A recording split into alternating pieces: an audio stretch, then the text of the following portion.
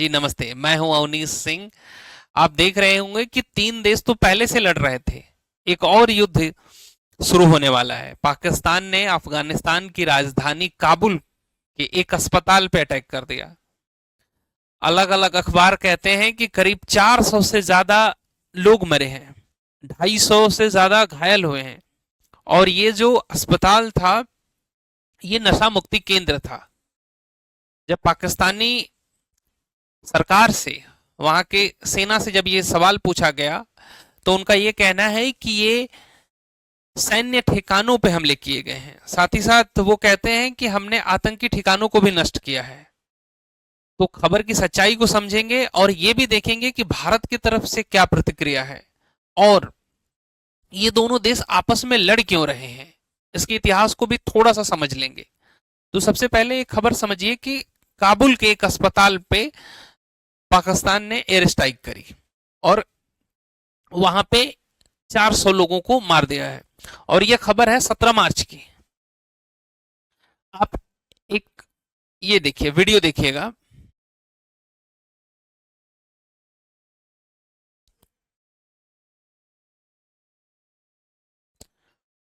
जब भारत सरकार ने तुरंत अपने तरफ से एक प्रेस रिलीज जारी की और कहा कि हम इस युद्ध की निंदा करते हैं। और अभी ये कल आप देखेंगे तो कल या परसों ईद शुरू हो जाएगा, यानी कि उन लोगों का एक खुशियों का त्योहार आने वाला है। उस बीच में पाकिस्तान ने अफगानिस्तान पे हमले किए हैं। वहां के एक क्रिकेटर है राशिद खान, जिनको आपने आईपीएल मैचेस में खेलते हुए देखा होगा। उन्होंने भी एक पोस्ट किया कि पाकिस्तान ने हमारे सिविलियंस के ऊपर हमले किए हैं और 400 से ज्यादा सिविलियंस को मार दिया है। उन्होंने यूनाइटेड नेशन से, आप देखेंगे, और ह्यूमन राइट्स कमीशन से अपील करी है कि इसकी जांच हो। साथ ही साथ एक खबर और भी आ रही थी कि चाइनीज सरकार चाहती है कि ये युद्ध रुके और वो मध्यस्थता के लिए तैयार है। इससे पहले कतर ने किया था, इन दोनों देशों के बीच मध्यस्थता, रोकी थी इनकी लड़ाई। लेकिन चाइना क्यों रोकना चाहता है, अब मैं आपको समझाता हूं कि चाइना क्यों इस युद्ध के बीच में आ रहा है और इतना हितैषी बन रहा है पाकिस्तान का। उससे पहले हमको एक प्रोजेक्ट समझना होगा।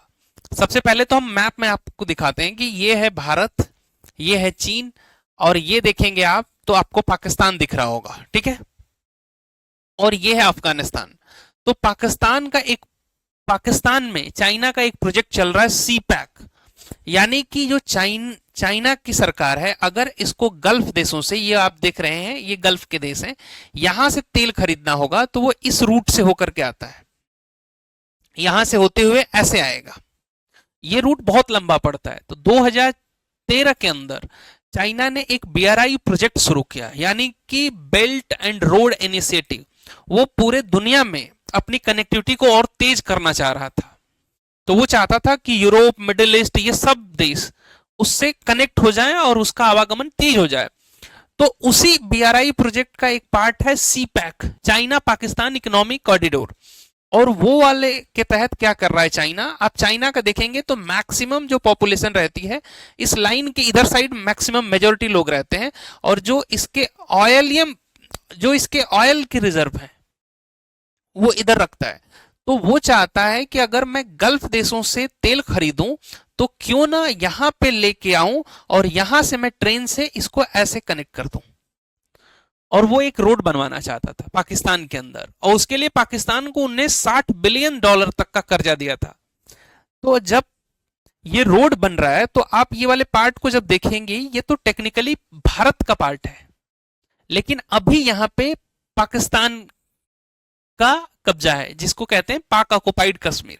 और यहीं पे रहते हैं गिलगिट बाल्चिस्तान के लोग। आप ध्यान दीजिएगा कि पाकिस्तान का यहां वाला जो हिस्सा है, जो पाकिस्तान का यहां वाला हिस्सा है, वो बलूचिस्तानी का है, और ये वाला गिलगिट बाल्चिस्तान।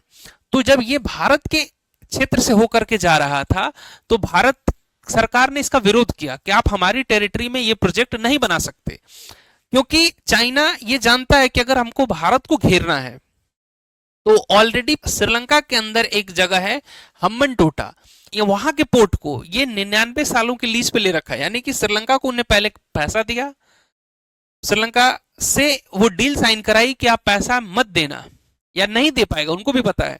तो वो यहां से, तो अगर यहाँ पे देखिए, ये जो बलूचिस्तानी लोग हैं यहाँ पे जो रहते हैं, जब चाइना अपना सी पैक प्रोजेक्ट पे काम कर रहा था तो इनका ये मानना है कि हमारे पास तो पाकिस्तान के करीब 70-80% मिनरल रिसोर्सेज हैं, लेकिन हम उतने विकसित नहीं हैं, तो हमें भी डेवलपमेंट का हक बनता है। और इन्होंने चाइनीज जो वर्कर थे वहां पे, उन पे हमले करने शुरू कर दिए, और चाइना बीच में ही वो प्रोजेक्ट छोड़ के चला गया। यानी कि करीब 25-30% तक ही उस प्रोजेक्ट पे काम हुए थे। उस प्रोजेक्ट में था कि रोड भी बनेंगे, डैम भी बनेगा, बिजली घर भी बनाए जाएंगे।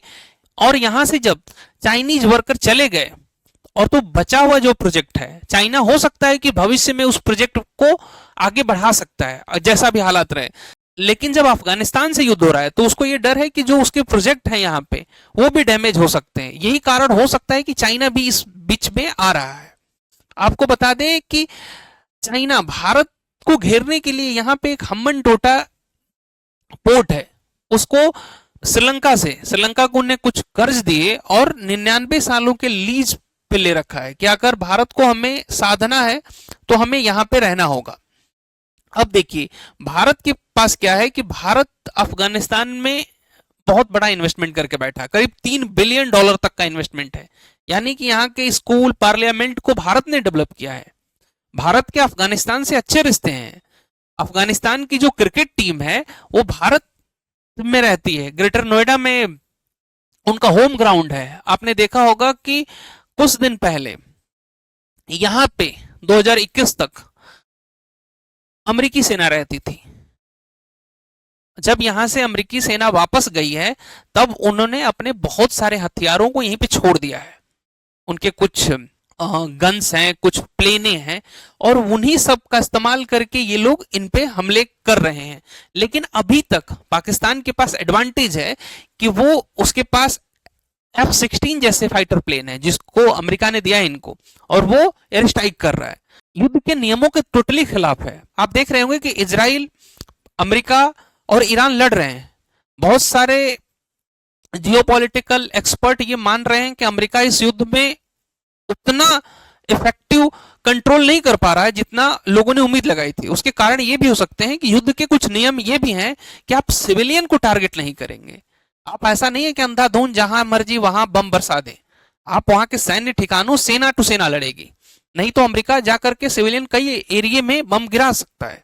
अभी जब उनने ईरान के एक स्कूल पे बम गिराया था जिसमें से 159 बच्चों के मरने की खबर आई थी, पूरी दुनिया में किरकिरी हुई थी।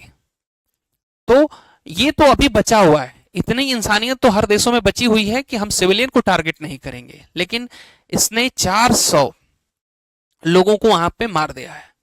आगे की जो भी अपडेट रहेगी युद्ध से रिलेटेड या जियोपॉलिटिकल खबर रहेगी, आपके बीच आऊंगा एक नया वीडियो लेके। तब तक के लिए जय हिंद।